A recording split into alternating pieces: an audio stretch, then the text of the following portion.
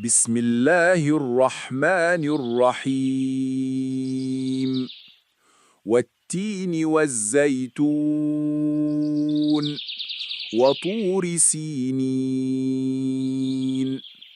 وهذا البلد الأمين لقد خلقنا الإنسان في أحسن تقويم ثم رددناه أسفل سافلين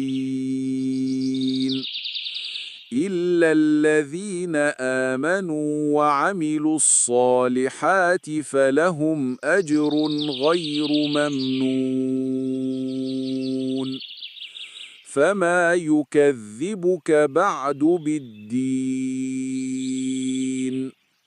أليس الله بأحكم الحاكمين